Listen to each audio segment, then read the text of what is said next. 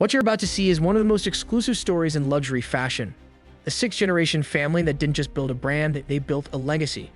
I'm talking about the Hermes family and their empire worth hundreds of billions, weaving together horse-harness craftsmanship, fashion icons, private battles, and one of the most desirable accessory markets on the planet. From a Paris salary in 1837 to billions in revenue in 2024, the House of Hermes didn't just survive, it thrived through every fashion storm. Behind the silk scarves, Birkin bags, and alligator skin masterpieces lies a dynasty that still controls more than two-thirds of the group, steers strategy, and refuses to compromise quality for mass production. In this video, we'll dive deep how the Hermes family keeps control, how the business model skyrockets, how the wealth is distributed, and where this dynasty is headed next. No fluff. Let's uncover the secrets behind France's most powerful fashion house. From sables to silk, the origins. The story starts in Paris in 1837 when Thierry Hermes, a master saddler, opened his workshop. He made harnesses and bridles for the elite, the kind of craftsmanship that meant you paid for durability, prestige, and luxury. Fast forward, as horse-drawn carriages waned and travel and fashion evolved, Hermes pivoted. The family steered into leather goods, travel bags, scarves, ready-to-wear, and eventually couture handbags. The brand never abandoned its craft roots. Even today, Hermes emphasizes artisanship, mainly in France. Here's the key. While many fashion houses chase volume, Hermes doubled down on scarcity, quality, and heritage. That's part of what fuels the mythos. The Birkin bag is rarely just sold, it's earned. We'll get into that later. So from 19th century saddlery to 21st century luxury, the origins set the tone. Family ownership plus craftsmanship plus exclusivity equals long-term dominance. The family behind the house. Now let's meet the dynasty. The Hermes family isn't just a handful of heirs, it's a sprawling multi-branch clan with deep control. The main branches include the Dumas, Garand, and Puch families. One headline fact, the family controls roughly 66.6% of the company's shares and about 75.9% of the voting rights. Another, as of 2025, their estimated wealth is in the ballpark of 163 billion euros.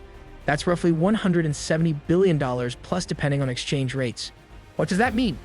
It means more than 100 heirs, each a beneficiary of this dynasty.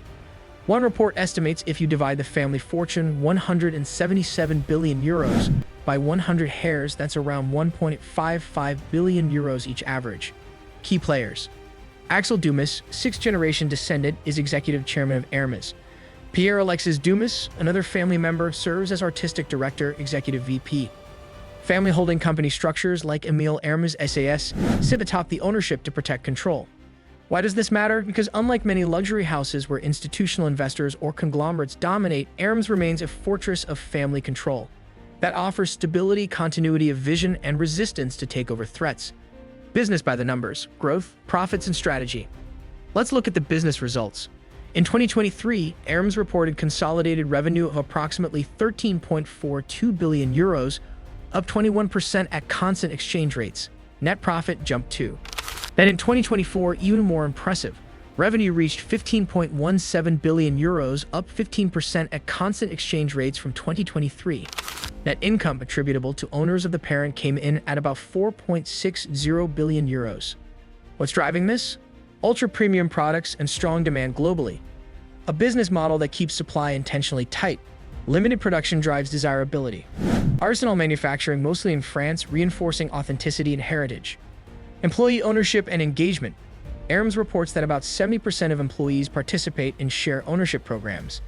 That unique combination, tight supply, ultra-premium pricing, ownership control, creates massive margins and brand resilience. It's also worth noting that many analysts point out Hermes has weathered luxury sector slowdowns far better than some peers, and that's partly thanks to family control and long-term thinking. In short, the company is not just spinning off luxury goods, it's cashing in on scarcity and prestige. Iconic products and the scarcity engine. What makes the Hermes brand tick? The legendary bags, the silk scarves, the heritage leather goods. These are not mere accessories, they're symbols. Take the iconic Birkin bag or the Kelly bag. These items are crafted with such exclusivity and demand that wait lists are long, resale markets are sky high, and they effectively become investment pieces.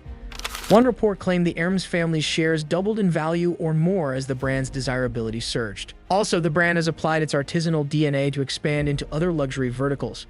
For example, watchmaking. In 2024, Hermes watch division posted revenue around 577 million euros, up significantly over a decade. Why does this matter? Because the rarity of products preserves the aura of exclusivity. When you see a Hermes bag, you know it wasn't mass-produced overnight, and that imprimatur drives both demand and pricing power. Behind the scenes, craftsmanship is central. Many of their ateliers produce limited quantities, train staff for years, and maintain tight control on output. That's how luxury remains luxury and not diluted. While not every public figure has confirmed the exact artisan hours, luxury watch coverage references decade-long craft training. So, the product strategy equals ultra-premium plus ultra-scarce plus ultra-controlled. That's how you build not just a brand, but an economic moat. Power, packs, and plateaus, how the family keeps control. Now let's unpack how the family retains its power. This is where it gets interesting, because wealth isn't just about numbers, it's also about governance. The family uses holding companies and dual share structures or voting right enhancements to maintain decision-making power. A 2024 article noted the family held 66.7% of the capital and 75.9% of voting rights. There's precedent. In the early 2010s, Bernard Arnault's LVMH attempted to gain a stake in Hermes. The family responded by pooling their shares, strengthening their ownership structure. What does this mean? The brand vision remains consistent and insulated from short-term pressures. No hostile takeover can easily happen. The family legacy matters. They're not just owners, they're custodians. That kind of structure also allows long-term investments without needing to appease external investors. One more thing, the family's structure means wealth gets passed down, but through controlled frameworks. One story, distant cousins, Gen Z heirs receiving shares and becoming millionaires just by virtue of family ownership. In short, the dynasty isn't fragile. It's built to last. Challenges, what's next, and why it matters. Even the most elite dynasties face headwinds. For Hermes, key challenges include maintaining desirability while scaling carefully, navigating global luxury market slowdowns, some peers have seen declines, succession and generational transitions. As the family grows, how do you maintain cohesion and vision? But the upside is huge. As luxury consumers keep valuing heritage, rarity, and experience, Hermes is well positioned. In 2025, for example, the family overtook Arnault's LVMH empire in French wealth rankings. Why does this matter to you, the viewer? Because this is not just a fashion story. It's a story about business, power, wealth, and legacy. When you buy a Hermes bag, you're buying into 188 years of craft, family control, and luxury economics. And for aspiring entrepreneurs and luxury watchers, the lessons are clear. Control your supply chain, protect your brand's mystique, and don't let shareholder pressures dilute your story. Looking ahead, what will Hermes do next? Expansion into new markets, Asia, deeper direct-to-consumer strategy, maybe even further diversification, but always kept the same DNA. So there you have it, the story of France's colossal fashion dynasty, the Hermes family. A saga of saddles turned silk, craft turned capital, family turned fortune.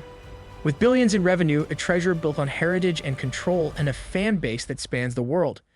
If you walk past a Hermes store or scroll past a Birkin bag on Instagram, you're seeing more than just fashion. You're seeing generations of vision, billions of euros, and a business model that very few can replicate. Thanks for sticking with me. If you enjoyed this deep dive into one of luxury's most elite families, hit that like button, subscribe for more behind-the-brand stories, and drop a comment. What Hermes piece would you save up for? Until next time, keep your eyes open for the luxury moves the world that doesn't always see. Peace out. Doesn't always see.